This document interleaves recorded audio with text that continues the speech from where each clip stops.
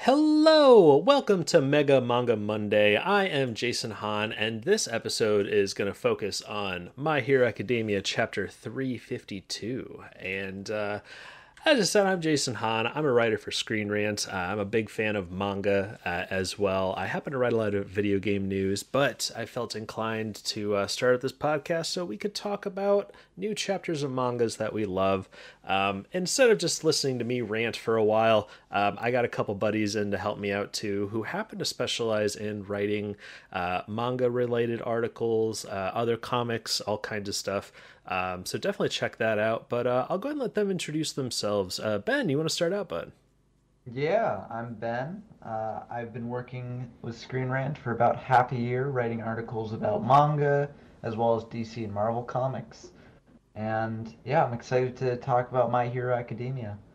Uh, especially this chapter, which was pretty intense. So Well, yeah, whenever you guys are listening to this, we're coming off of Golden Week, and then they took an extra week off. It's like one of the big final fights of the whole series too. So it's been tough waiting for this one, but it Mhm. definitely it definitely was worth the wait. But yeah, Carlyle, how about you, bud?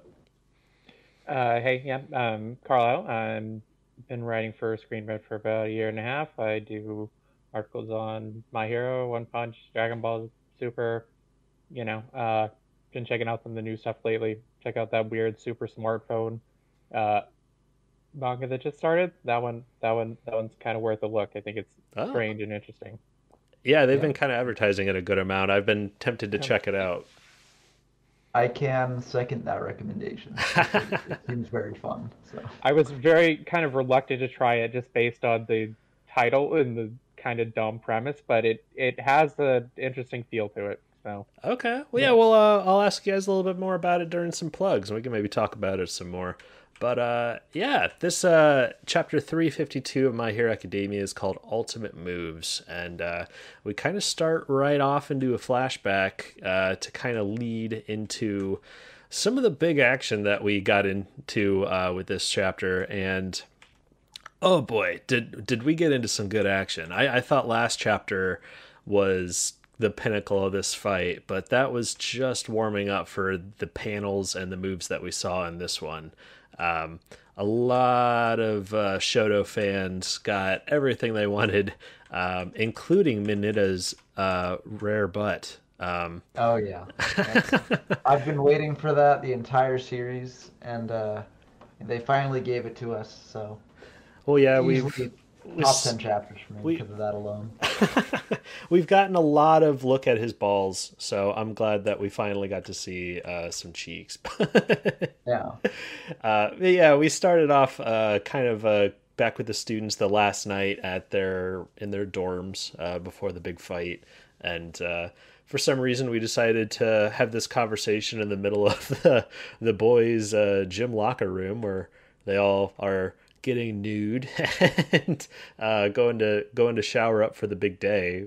Just kind of a weird. I mean, we've established and had plenty of conversations in the lounge area. I'm not quite sure why we had to do that, but we got a little glimpse of Shoto's new power he's been working on, kind of leveling up Endeavor's Hellfire Fist technique, and it's stuff that they've definitely been alluding to throughout the entire series. Him figuring out some sort of new ability by combining his ice and fire, and yeah, it was actually some of the things that we I think kind of called last discussion. Check out our My Hero Academia 351 chat. But we got a few things right. We weren't thinking it was going to be the end, and I'm kind of glad. I mean, we came up with some pretty fun theories last time that didn't end up being true, like All for One showing up, or the Todoroki mom coming in and having some words or something. Shoto just seemed to do it all himself, and I oh man, I just there's a few huge panels I was just a huge fan of, and I'll probably get into those a little bit later. But what was some stuff about this chapter that you guys were anxious to talk about? well, Well, I mean, since you I'll brought let it you go. up, I just want to say that like this is unrelated to the rest of the chapter. It's just the Mineta butt thing. I do think it actually is sort of a very clever thing for Horikoshi to do here, because I actually thought it was very funny because like Mineta is the character that is sort of the one wanting the most fan service out of all the sort of female heroes and stuff, and I'm generally not a big fan of those sort of characters, so I'm not the biggest fan of Mineta. But like it's sort of poetic justice to see like the fan service this chapter, if you can call it that, coming from him. So I actually did think that that was kind of a funny little thing. I also don't know why the showers scene sort of happened this chapter, but like, I'll take it. I think it's very funny and a very sort of like different. It starts off the chapter on a much lighter note than where the chapter winds up. So, Yes, very true. Almost polar opposites, but yeah, I do love the irony that the guy who's the most obsessed with seeing scantily clad women and butts and stuff is the butt we see. But yeah, Carlisle, you had something, bud?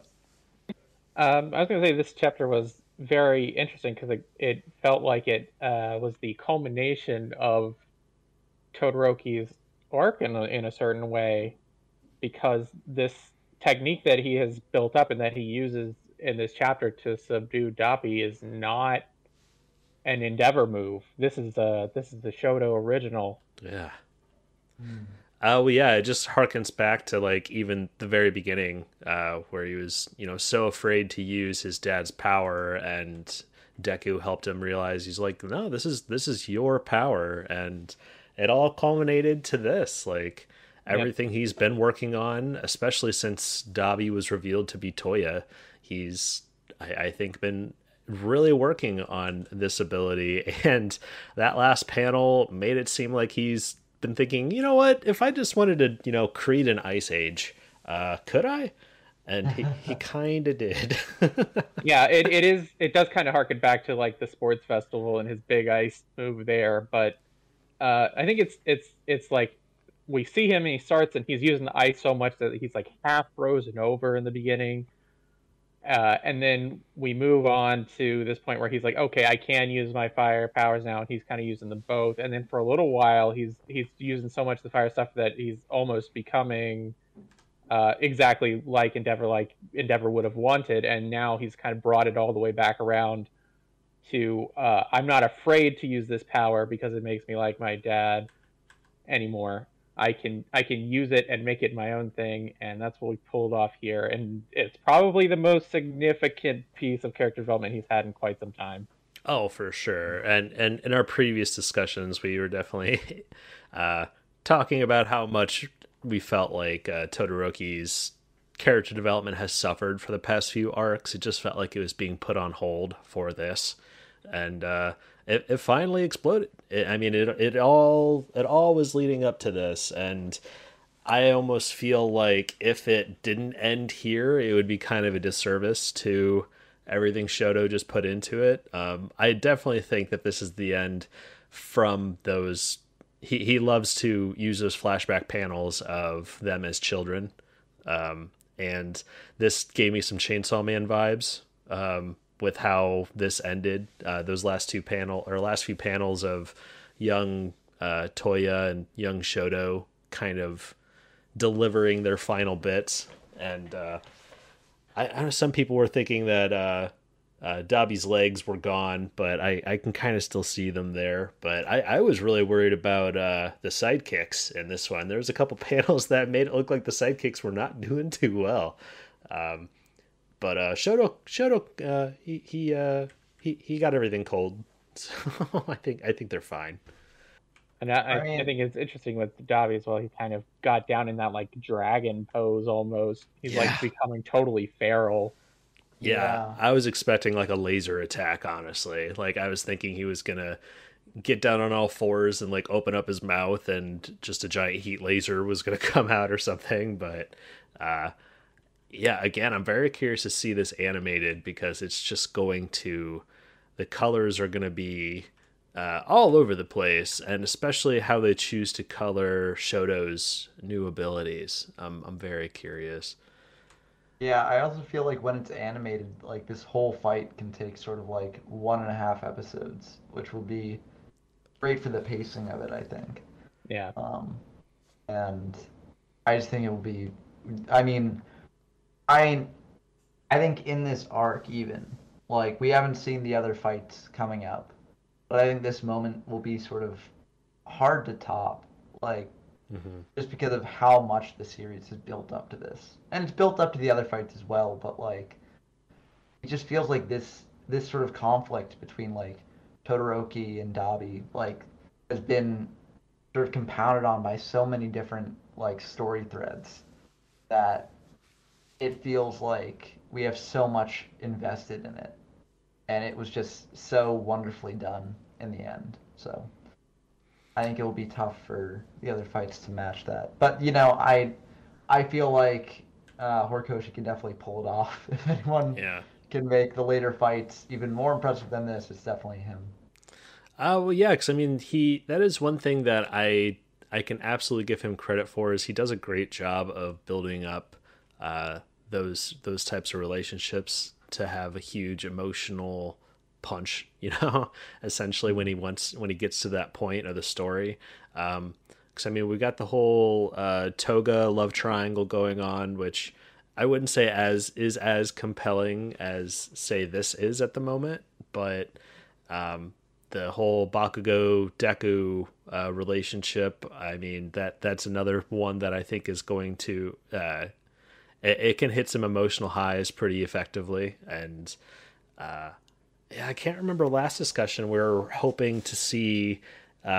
We kind of were putting in our bets to see to what's going to be the next fight they go into after this. And yeah, I mean, how are they going to top this? Like, they're going to have to go to something at least halfway compelling. I mean, I feel like the story would lose some momentum if they decided to like go back to Toga and Ochako and stuff like that, because that just feels less, less big now.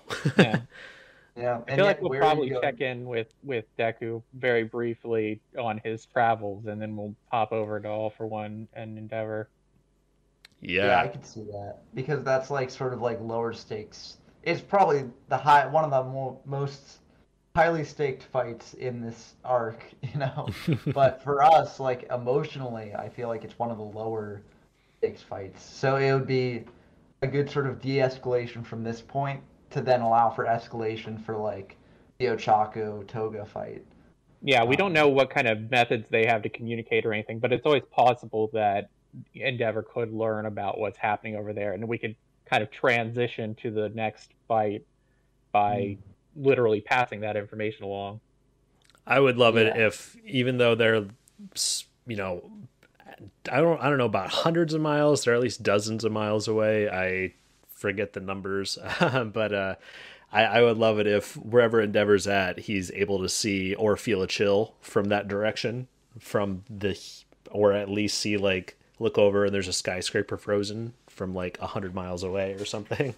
like Yeah, something like that. yeah, I think that'd be pretty cool. But uh, I was kind of going through some Reddit comments on this chapter to see what, if there's anything I missed, and there was one lovely individual. I didn't put their name down. I'll do better about that next time. But they are breaking down like where everybody's at, who's fighting who's alive right now, who's not alive, and I forgot that there's Hawks, Endeavor, and then they also have Tokiyama there, Dark Shadow guy.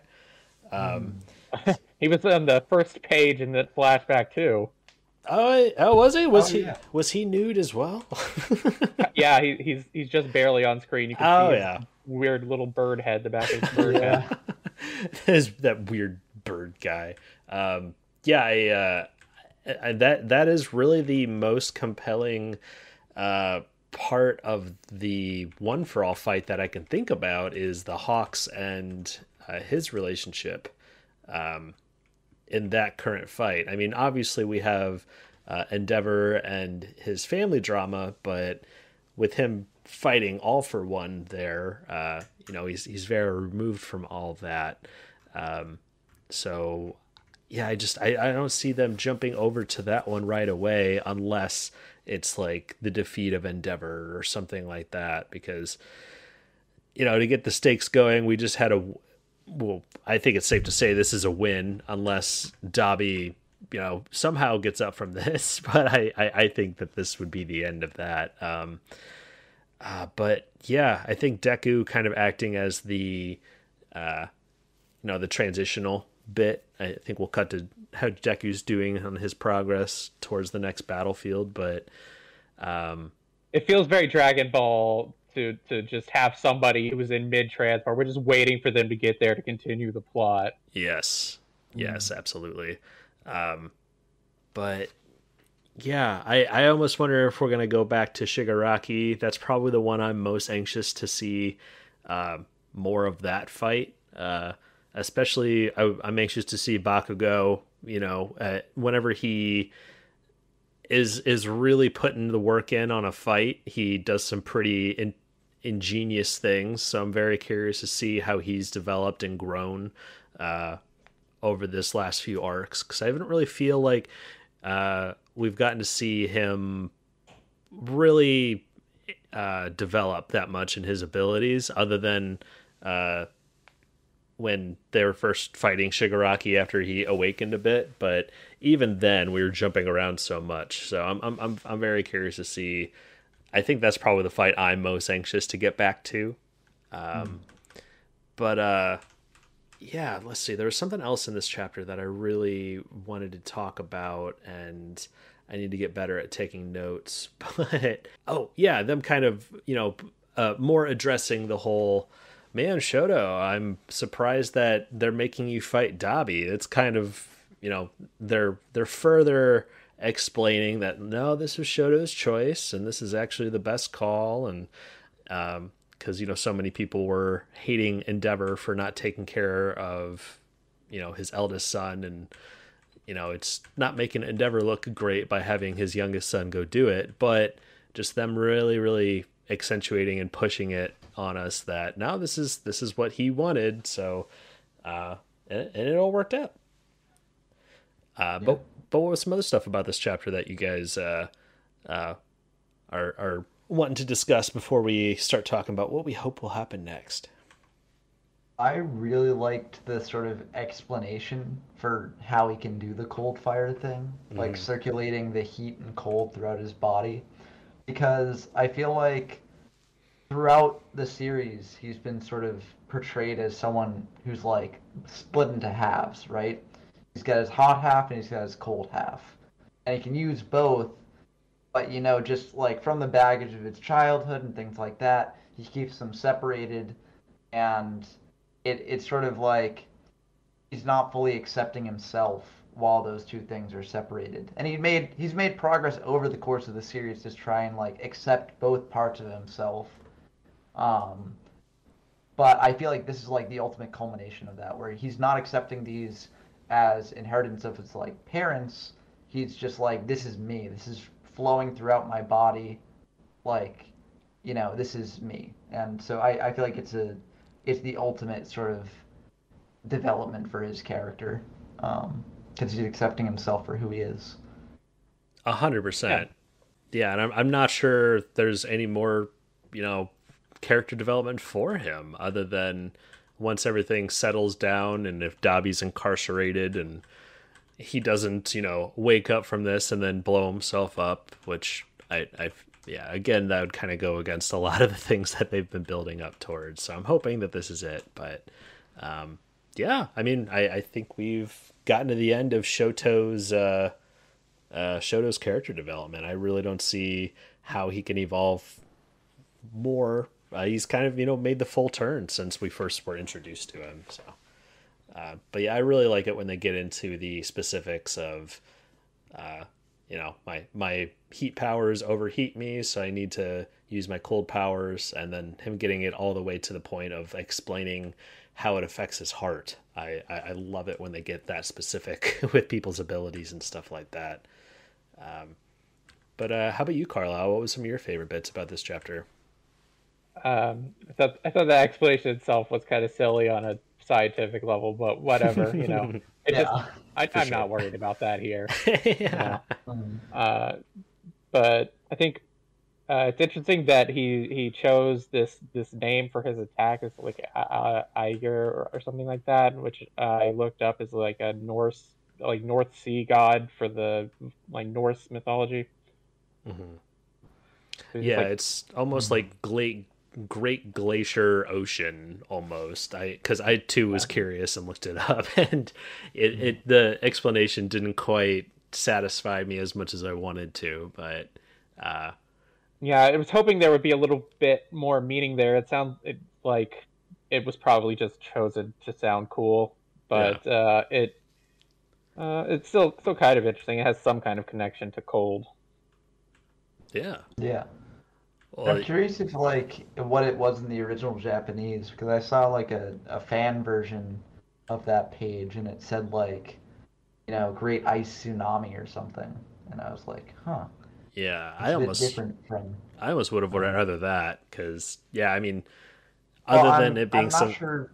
Yeah, I'm not sure which is more accurate though. Like right. maybe the Japanese did go with like Eiger, but the fan version just sort of like well, Eiger, no one really knows what that means, so I'm gonna put tsunami. Yeah.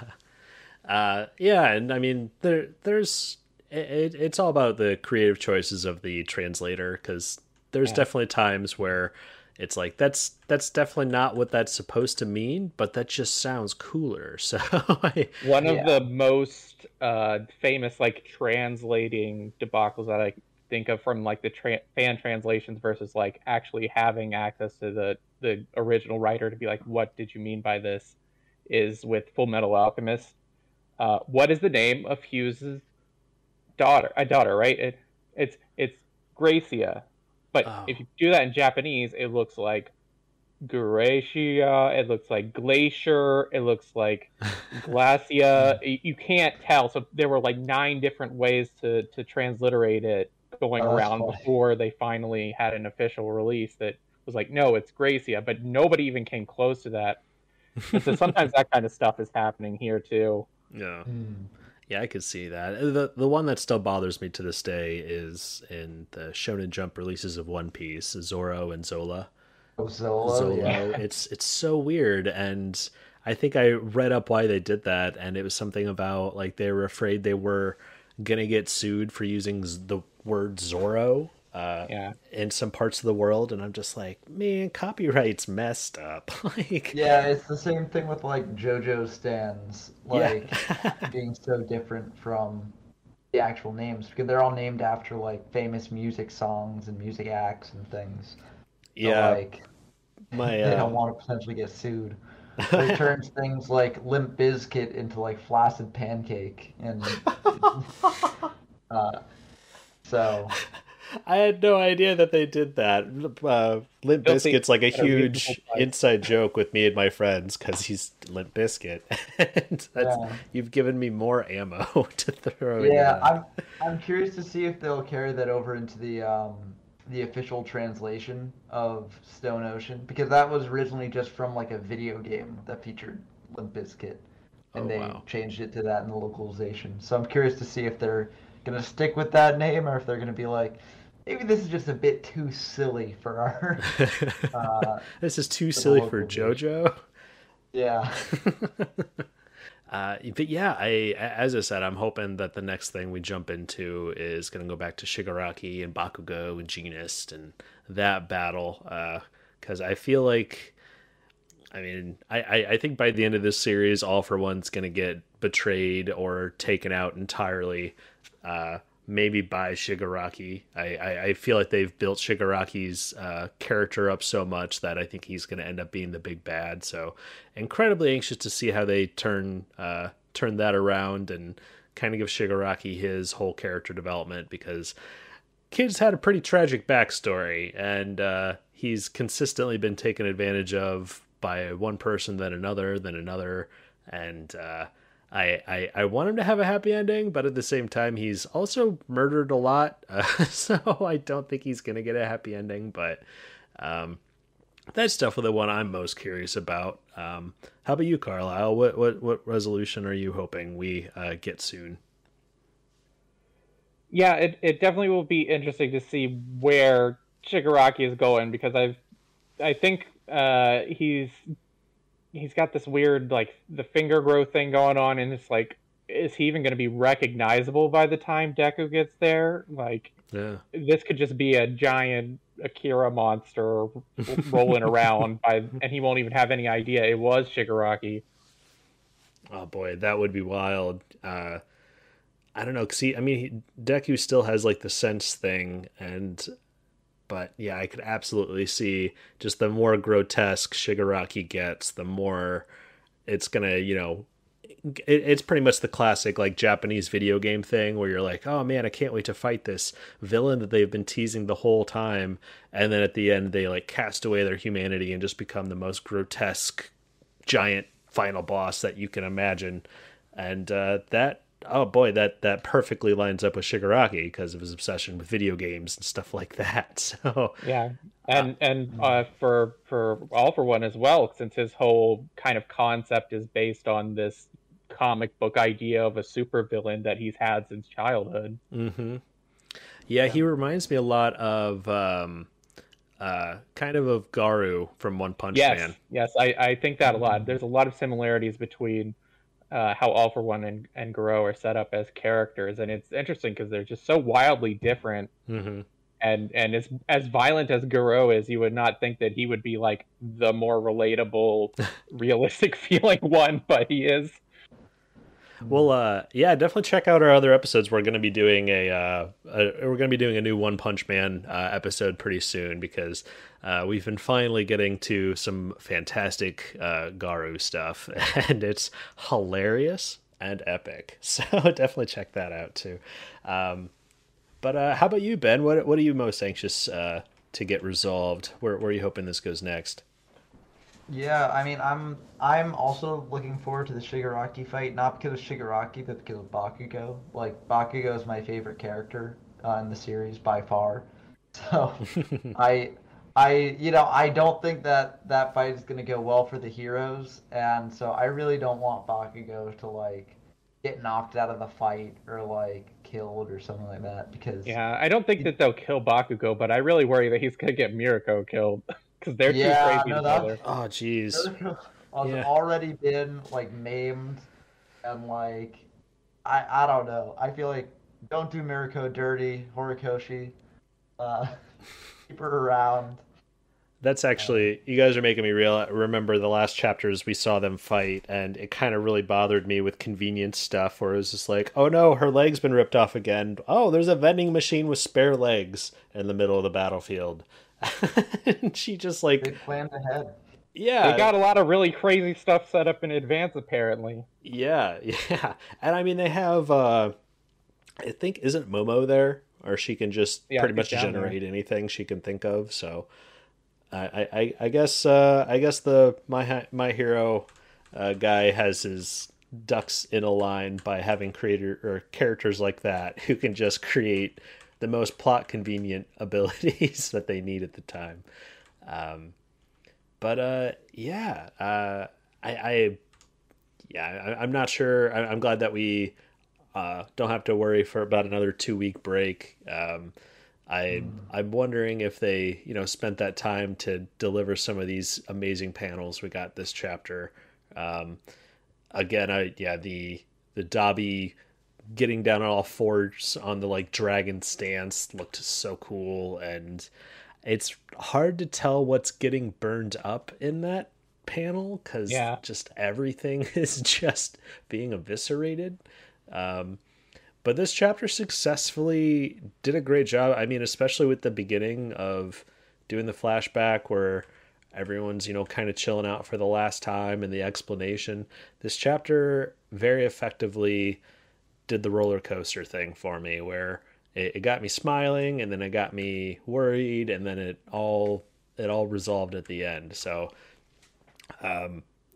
compared to a lot of other chapters, and recently, especially with My Hero, where it just feels like, okay, this is all set up. We're getting there. Something cool's got to happen. But this chapter, like the pacing just flew by, and it was a great chapter. I was a huge fan of it, and it actually made me excited for the first time ever to play a My Hero Academia game whenever they start to like get to this part in video games, because I'm just like, oh man, I can't wait to do these ultimate moves. This is gonna be so cool. Literally. Haha. The glacier. Because it's a glacier. Yeah. Anything else you guys wanted to get off your chest in this podcast? Because I think we're about On a related note, the second to last chapter of Vigilantes was out on Friday, and then the final chapter will be on the 27th. Oh wow! So that series is almost ending. Going to end with 126 chapters. They're usually slightly longer. They're usually like 20 to 25 pages rather than 15 or so, but not that long. Would recommend anybody who's into the original manga read Vigilantes. Very good, very interesting. We've had a little bit of bridge over to the beginning of My Hero Academia. They had the USJ Nomu made a little cameo at the end of this chapter. So it's tying up its loose ends, and once it's all done, it'll be great, and I would recommend. Yeah, I need to get more into it. I'm probably 30 or 40 chapters into it, and really enjoyed it. It kind of does a lot of the, I don't know if I want to say it's like better written than My Hero Academia, but it just feels more grounded and adult. It definitely has that feeling to it. You're dealing with this little kind of grungier area, whereas UA tends to be very like shiny and clean, and everywhere that they go, unless it's a disaster training zone, is very shiny and clean. Yes. So this is definitely a different side of that world that we don't see very often. You can really get a feel for how quirks have changed daily life, and in other ways that how it hasn't. So overall, would you say, how would you rank Vigilantes, or are you going to wait until the final chapter comes out before you give out a rank? Yeah, I will be waiting until the last chapter. I think I've already been asked to do a full series review for Vigilantes when it's over, so I am gonna do that, and I'll probably weigh in on that then. But I seriously have to consider sometimes, because I feel like, especially during this final fight, I had been more interested in what the next step in Vigilantes was going to be than the next step in the main series and final fight. But that would have probably changed now, but the final fight's over there. I mean, do you have much hope for, especially now that Vigilantes is ending, do you have much hope for, do you think they might bring some Vigilante characters in to this series? It's possible. Probably not the protagonist, but some other characters we might be able to see. Depends. Awesome. Well, I could see that being very exciting for somebody who's who has read more Vigilantes than I have. I mean, I've already, from what I've read, I like Crawler more than I'd say at least half of the cast of this series. He's just a lot more relatable for me personally, but anxious to get back into it. I'm kind of surprised we haven't gotten an anime version of it yet, but I think we've talked about that in previous discussions. It might take away some of the shiny luster of the My Hero Academia anime, so I could see them waiting. But do you think that it would make a great anime from all the context that you have behind it? Yeah, I think it would. It would fit together pretty well. They probably just change it a little bit, but it has a lot of the popular characters in it, so I think that would help to draw people like, oh man, I gotta see Aizawa, I gotta see, Midnight or whatever. So I think that will definitely pull people in to give it a shot, and it's good enough to keep them there once they've checked it out if they liked the original. Excellent. Well, check out My Hero Academia Vigilantes. It's wrapping up very soon. I'm surprised it only went to 100 and so chapters. Honestly, I felt like even the bit I read, I was like, oh man, I could read a couple hundred chapters of this. But I guess not all spin-offs, go longer than the original series, or I mean, not even half as long as this one was. But Ben, how about any recommendations from you, man? Yeah, well, I saw Doctor Strange 2 yesterday, Oh, good. uh, and I thought it was very, very good. Even if you didn't like Doctor Strange 1 or were like kind of lukewarm on it, I feel like you'll enjoy Doctor Strange 2. It's just general craziness. And if you're a Marvel fan, I think you'll definitely enjoy it because certain characters show up who you might not expect to show up, Oh and yeah. they're very good. Yeah, So after the movie, my wife was like, "You straight up gasped like when this character showed up." I was like, "Yeah, I was very excited. I didn't know that they kept it secret for me." Um, yeah, I I was a had big the fan of it curiosity too. too, mostly because I'm a huge Sam Raimi fan, and it's Mhm. a new Sam Raimi movie, and if you don't know, he did the Spider-Man Tobey Maguire movies, the Evil Dead movies. Bruce Campbell makes one of my favorite Marvel cameos ever, and yeah, I can definitely vouch Doctor Strange 2 was a fun time. Yeah, and Sam Raimi was really the perfect director for it, I think. Yeah. So Yeah, I think even in some interviews he has said like I'm surprised that they were able to make Doctor Strange such a major character in the MCU because he's just such a weird different kind of hero, and I think Sam Raimi definitely had a lot of fun portraying some fights that definitely made him a weird and interesting superhero. Um, but yeah. but yeah, highly enjoy it.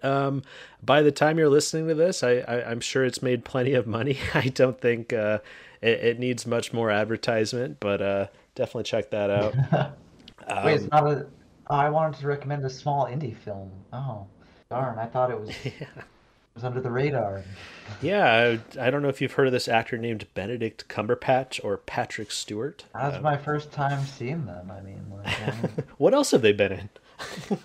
not nothing as far as I know. But I hope that they have good careers from this point. Yeah, a good launching point for Patrick Stewart. We'll see what he does Yeah, That he. might be a bit I of heard a he's got some uh, streaming series over there on CBS, but One of yeah, those something. streaming services that no one's heard of. So yeah, that'll probably Yeah, get canceled.